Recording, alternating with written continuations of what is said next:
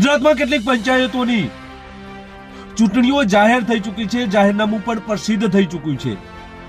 સાતલપુર તાલુકા અને રાધનપુર તાલુકાના કેટલાક ગ્રામ પંચાયતોમાં ફોર્મ ભરવાની તૈયારીઓ ચાલી રહી છે. તો સાતલપુર તાલુકાના બોરુડા ગામે એક પંચાયત સમરસ જોવા મળી રહી છે. આ તમામ પંચાયતની કમાન મહિલાઓના હાથમાં સોંપી દેવામાં આવી છે.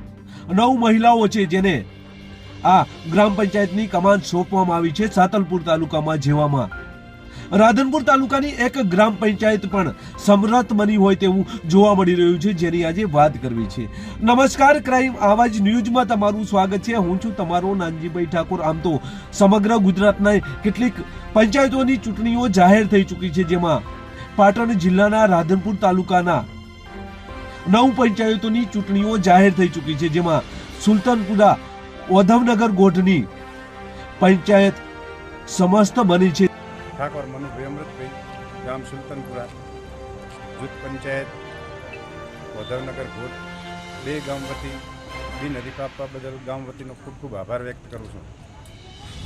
અમારા સુલતાનપુરા જૂથ પંચાયતની ચૂંટણી ઓધવનગર ગામ અને સુલતાનપુરા ગામ વતી સમરસ બિનહરીફ મનુભાઈ ઠાકોરને બિનહરીફ આપ્યું છે, તે બદલ સુલતાનપુરા અને ઓધવનગરના તમામ ગ્રામજનોનો ખૂબ ખૂબ આભાર. રાધનપુર તાલુકાની 9 પંચાયતો છે, જેમાંથી આ એક સમરસ બની છે.